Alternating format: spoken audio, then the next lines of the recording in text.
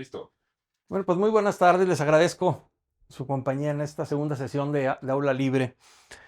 Hoy vamos a tratar un tema que hemos titulado ¿Qué es la 4T?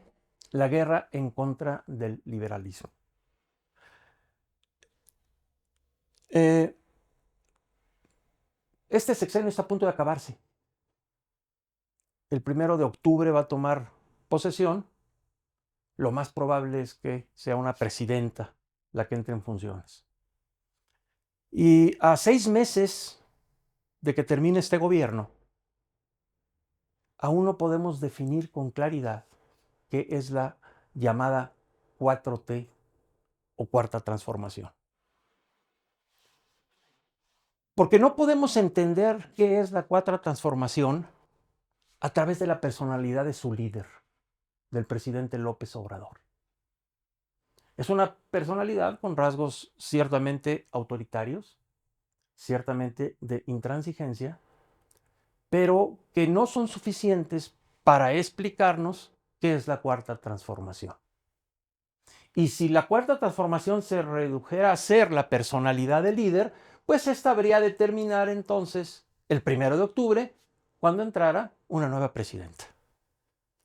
Tampoco podemos entender cabalmente qué es la 4T a través de sus obras públicas. El Tren Maya, el tren interoceánico o la refinería de Dos Bocas, porque estas obras pudieran haber sido también ejecutadas por otro tipo de gobierno con una ideología distinta, y estas obras finalmente deberán demostrar su utilidad y pertinencia, o su no utilidad y no su pertinencia, con el tiempo. El tiempo nos demostrará si eran adecuadas o no eran adecuadas. Tampoco podemos entender la 4T por su política social. Una política social que quedó plasmada en el artículo 4 constitucional, donde se incorporaron los derechos de los ancianos y de los jóvenes y de los minusválidos o discapacitados para recibir transferencias o apoyos en efectivo. Esto no nos explica qué es la 4T, porque estos derechos sociales fueron aprobados para poder reformar la Constitución con el voto de las oposiciones a la Cuarta Transformación. Entonces no podemos decir que esta política social de apoyos individualizados de la 4T es lo que nos explica qué es en esencia este movimiento político. Tampoco podemos entender la 4T como un proceso histórico, porque no tenemos evidencia ni tenemos argumentos para poder establecer que la Cuarta Transformación o este régimen es una prolongación o un salto histórico que perfecciona a la independencia, a la reforma o a la revolución. No hay pues argumentos para sostener que esta cuarta transformación es una continuación lógica del proceso histórico mexicano. La 4T tampoco es marxismo, porque no plantea la desaparición de los medios privados de producción. Aunque sí toma algunos de los elementos del marxismo, como es la crítica y la hostilidad permanente a las élites económicas y al poder económico. Tampoco es fascismo, aunque sí toma del fascismo elementos típicos, como el culto al líder, el cual se identifica con el pueblo y cuyas propuestas son aprobadas a mano alzada en la plaza pública. O el discurso antagonista que permanentemente sostiene el líder en contra de los enemigos del pueblo. Este culto al líder y este discurso de antagonismo y de conflicto son elementos típicos del fascismo, pero no son suficientes para poder determinar que estamos frente a una ideología o un régimen fascista. Entonces, ¿qué es la 4T? ¿Cómo podemos entenderla y abordarla? Y yo tengo una hipótesis de trabajo para buscar comprender qué es la 4T. En primer lugar, es un planteamiento ideológico premoderno que provisionalmente vamos a llamar como nacional populismo, una ideología nacional populista. Es una ideología premoderna y habremos de explicar posteriormente por qué premoderna, propagada internacionalmente en Europa, en Latinoamérica, en Estados Unidos y en Rusia, y que tiene como principal objetivo la creación de un nuevo orden político mundial. Sostengo que la Cuarta Transformación en México forma parte de un movimiento ideológico y político de escala mundial. En segundo lugar, la 4T es un planteamiento ideológico opuesto, contrario o enemigo del liberalismo político. Y en tercer lugar, sostengo que la 4T es una ideología y un movimiento político contrario a la globalización, al proceso de globalización con valores políticos occidentales. Y si afirmamos que la 4T es una ideología antiliberal o enemiga del liberalismo, tendríamos entonces que tener una noción, aunque sea básica pero clara, de qué es el liberalismo. El liberalismo que surge y se desarrolla durante el siglo XVII, XVIII, XIX y que finalmente es la ideología vencedora del siglo XX, el liberalismo derrota en el siglo XX al marxismo y al fascismo. El liberalismo se basa en algunas premisas. Primero, que el individuo libre es anterior al Estado. El individuo es anterior al Estado. El Estado se crea con un pacto entre individuos libres y se crea el Estado para proteger la libertad de las personas. El liberalismo tiene un punto central. Asume que todas las personas tienen derechos por el simple hecho de ser personas.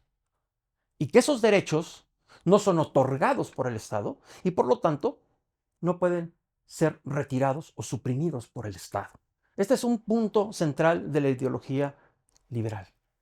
Finalmente, que el motor del desarrollo de las sociedades es el individuo libre, que despliega su potencial, su creatividad a través de su libertad y que ese individuo libre provoca el desarrollo de las sociedades.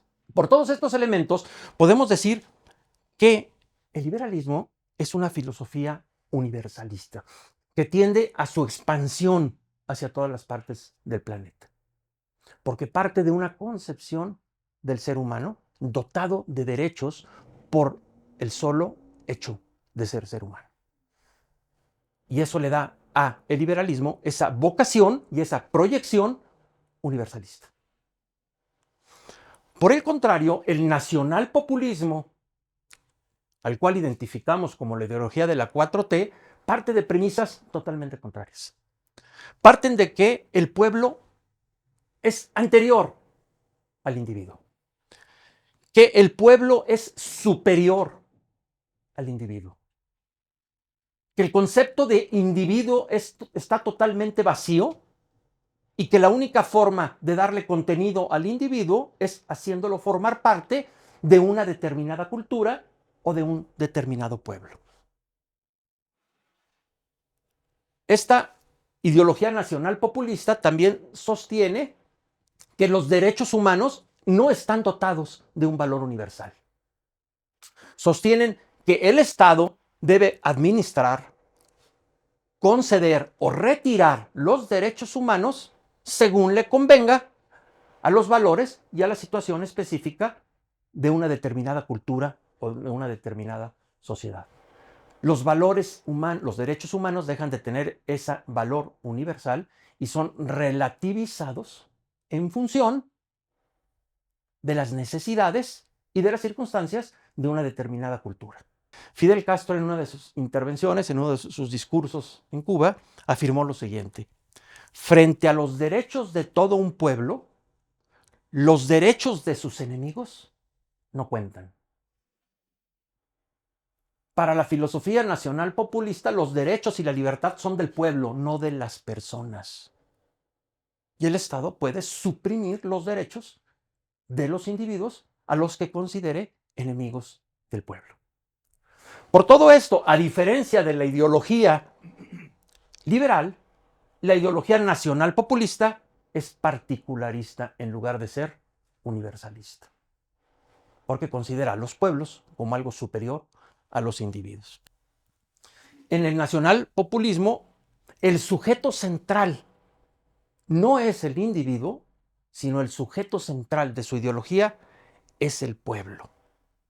Las libertades del pueblo están por encima de las libertades de las personas.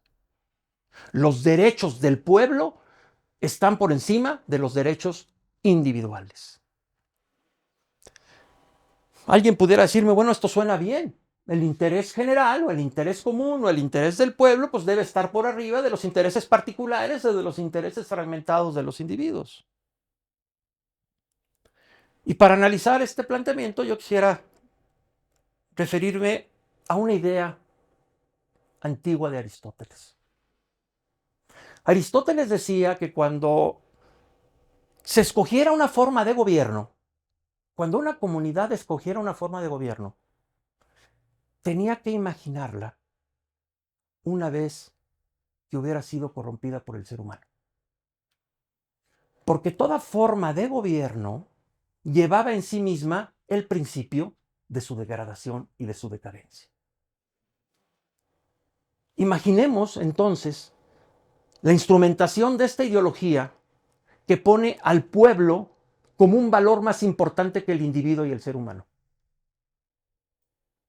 Imaginémoslo ya corrompida por el ser humano. Y lo que podemos proyectar hacia el futuro es la tiranía del pueblo sobre el individuo. Un individuo que pierde su identidad porque debe subsumirla o ajustarla a los valores comunitarios o del pueblo. Pero más concretamente deberíamos imaginarnos el nacionalpopulismo como no la tiranía del pueblo, sino como la tiranía del líder autócrata que dice hablar y expresarse a nombre del pueblo. Esta ideología nacional populista corre el riesgo de terminar siendo la tiranía del líder que representa al pueblo.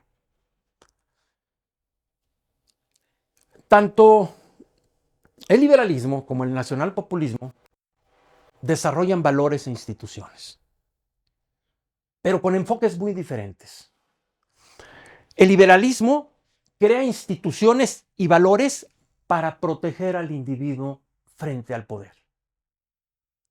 Para la democracia liberal, el poder absoluto y total debe ser para nadie.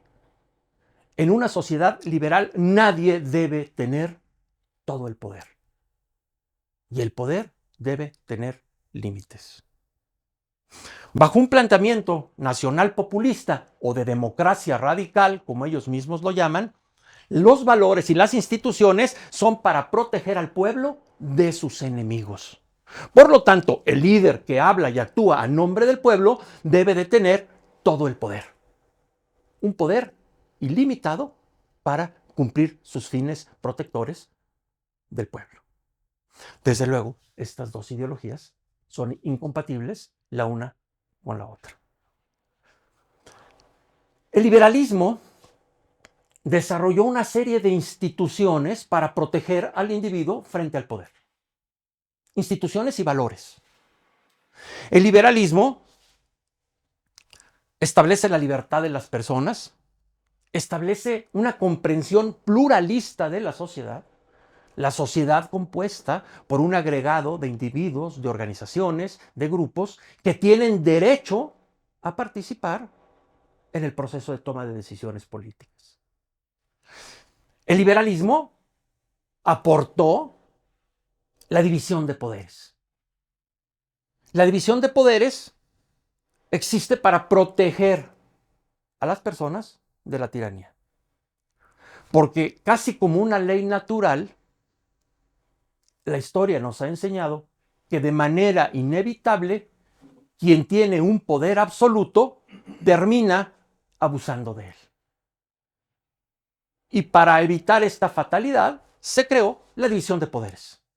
para que nadie pudiera tener todas las funciones del Estado y todo el poder del Estado. El liberalismo desarrolló la doctrina universal de los derechos humanos como una doctrina de legitimación del poder. Unos derechos humanos a los que se les da el atributo de la intangibilidad. No pueden ser quitados, no pueden ser tocados.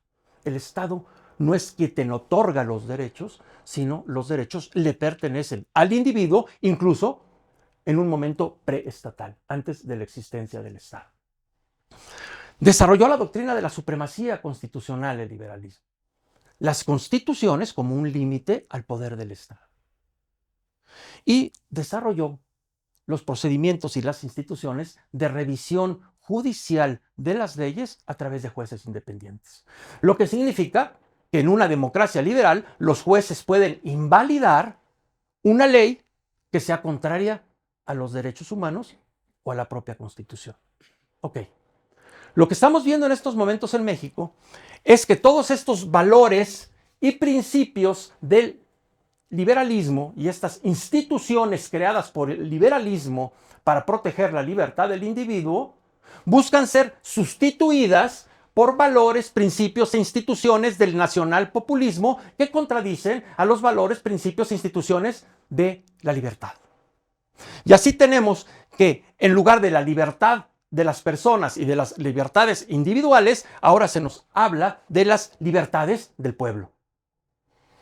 En lugar de pluralismo, se habla de una sociedad dual, no compuesta por un conjunto de grupos, organizaciones e individuos con intereses legítimos, sino una sociedad compuesta de pueblo y de los enemigos del pueblo. Una concepción que divide la sociedad en estos dos grandes campos y elimina y deja de ver el contenido y la realidad plural de la sociedad. En vez de división de poderes, se busca una concentración del poder en el líder que habla y gobierna a nombre del pueblo, con lo que podemos llegar a un sistema de legislador único, donde las leyes las dicte el líder del Estado con un poder legislativo sometido o entregado a su voluntad y un poder judicial desmantelado en sus facultades. En vez de derechos humanos intangibles, se busca un sistema de relativización de los derechos humanos dependiendo de las necesidades y de las exigencias del pueblo. Y así tenemos, por ejemplo, que el actual régimen está atentando de forma permanente contra derechos tan importantes como la presunción de inocencia. En lugar de la supremacía de la Constitución, se habla de un concepto distinto, la supremacía de la voluntad del pueblo. Los límites de las leyes y de los actos de autoridad ya no serían los límites que establece la Constitución, sino los nuevos límites serían lo que el pueblo desee. Es legítimo no aquello que sea conforme a la Constitución, sino es legítimo aquello que sea deseado y exigido por el pueblo. Y con esto estaríamos rompiendo el techo constitucional que impone límites al poder público. Y voy a poner solo dos ejemplos de lo que ha pasado en estos ya casi 6 años bajo el gobierno de la 4T. Las reformas que se hicieron contrarias a los artículos 21 y 97 de la Constitución. Y permítanme un momento. Todos ustedes saben que la Suprema Corte anuló una ley que ampliaba el mandato del presidente de la Suprema Corte de Justicia por 2 años más. En aquel momento el presidente de la Suprema Corte de Justicia era Saldívar Lelo de la Rea. La Suprema Corte anula esa ley por considerarla abierta e innegablemente inconstitucional. Y el presidente acusa a la Corte de estar actuando de forma oligárquica en contra de los enemigos del pueblo por haber anulado esa reforma a la Constitución. Pero yo quiero que ustedes juzguen con su propio criterio y me voy a permitir leer lo que dice el artículo 92 de la Constitución mexicana. Cada 4 años, el Pleno de la Suprema Corte de Justicia elegirá de entre sus miembros al presidente de la Suprema Corte de la Nación, el cual no podrá ser reelecto para el periodo inmediato posterior. La Constitución expresamente señala que el presidente de la Suprema Corte de Justicia solo puede durar en su puesto 4 años. Y sin embargo, el presidente le ordenó a sus legisladores en el Congreso y en el Senado que a través de una ley ampliaran el mandato y el periodo del presidente de la Suprema Corte de 4 a 6 años. Y pese a haber actuado defendiendo la Constitución y la autonomía del Poder Judicial, el presidente acusó a los ministros de la Corte de estar actuando en contra de los intereses y de las necesidades del pueblo. Y otro caso es la reforma a la Ley de Seguridad que transfirió la Guardia Nacional al Ejército y puso a la Guardia Nacional administrativa y operativamente bajo las jurisdicciones del Ejército. Vamos a ver qué dice el artículo 21 constitucional al respecto. Y señala, la Federación contará con una institución policial de carácter civil denominada Guardia Nacional.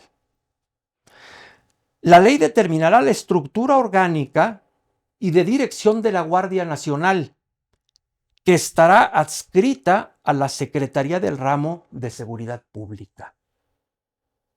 Pese a que la Constitución dice que la Guardia Nacional es una institución civil que estará adscrita a la Secretaría de Seguridad Pública, el presidente ordenó a sus legisladores del Senado y de la Cámara de Diputados que modificaran la ley para pasar la adscripción de la Guardia Nacional, tanto operativa como administrativamente, a la Secretaría de la Defensa Nacional, al Ejército. Cuando los ministros de la Corte anularon esa ley por ser contraria a la Constitución, el presidente los acusó de estar actuando en contra de los intereses del pueblo. Y podríamos decir, pues, que esto corresponde al carácter autoritario del presidente, pero yo afirmo que no, que forma parte de una ideología integral que trata de sustituir la supremacía de la Constitución por la supremacía de la supuesta o alegada voluntad del pueblo. Y finalmente, la revisión judicial de las leyes. En nuestro país, como en gran parte del mundo occidental, la Constitución otorga a la Suprema Corte de Justicia de la Nación la facultad de anular las leyes que violen derechos humanos o que sean contrarias a la Constitución. Lo que se busca en este régimen es disminuir las facultades de la Corte para que no pueda llevar a cabo sus funciones de revisión de las leyes. O, en todo caso, lo que se busca es la elección popular de los ministros de la Corte para que estos queden alineados ideológicamente por la misma mayoría que eligió a los gobiernos de la 4T. Y se busca entonces disminuir o mediatizar las funciones de revisión de las leyes a través de los ministros de la Suprema Corte de Justicia de la Nación. Todo lo que tenemos es una serie de valores e instituciones: libertad de las personas, pluralismo, división de poderes, derechos humanos, supremacía constitucional y revisión judicial de las leyes, que busca cambiarse por una serie de valores e instituciones y principios de la democracia radical o del nacionalpopulismo, que es libertad del pueblo, dualismo, concentración de poder en el líder, derechos humanos disminuidos o revitalizados, supremacía de la voluntad del pueblo en lugar de la supremacía de la Constitución y revisión judicial de las leyes controlada o mediatizada. Sostengo entonces que la 4T es una ideología sistematizada que es contraria al liberalismo y de naturaleza premoderna, que pone los supuestos derechos del pueblo por encima de los derechos de los seres humanos y de los individuos. Y es premoderna porque la época de la modernidad política comienza en las revoluciones francesa y americana. Y fueron los franceses los que redactaron y expidieron un documento histórico profundo y bello que se conoce como la Declaración de los Derechos del Hombre y del Ciudadano, escrita en 1789. Ese documento marca el inicio de la modernidad política, de la era moderna política. Y en el artículo 16 de esa Declaración de los Derechos del Hombre y del Ciudadano se decía que a partir de ese momento histórico, los estados modernos deberían contar con una constitución. Y que esa constitución solo existiría si ahí se consagraban los principios de separación de poderes y de reconocimiento de los derechos humanos. La modernidad política, que hoy está en riesgo o parece estar siendo atacada o llegando a su fin, nace con el establecimiento de los principios de separación de poderes y reconocimiento y protección de los derechos humanos. Y el régimen de la 4T es contraria a ambos principios, tanto a la separación de poderes como al reconocimiento de la intangibilidad y universalidad de los derechos humanos. Por esto señalo, y trabajé como hipótesis en esta sesión de aula libre, que el nacionalpopulismo es una ideología antiliberal, premoderna, contraria a la globalización con base en valores occidentales. Y que la 4T está adscrita a esta ideología nacional populista, que es de nivel internacional y está siendo propagada por una nueva alianza de intelectuales, de partidos, movimientos y gobiernos a través de todo el mundo. Y es por eso que no es posible entender qué es la 4T únicamente a partir de la personalidad del régimen, de sus obras públicas, de sus programas sociales o como un proceso histórico natural. México se ha adscrito a través de la 4T a un movimiento político internacional antiliberal que busca la creación de un nuevo orden mundial. Pues yo les agradezco su atención. Si alguien de ustedes quiere hacer una pregunta, una observación, un comentario, son libres de hacerlo.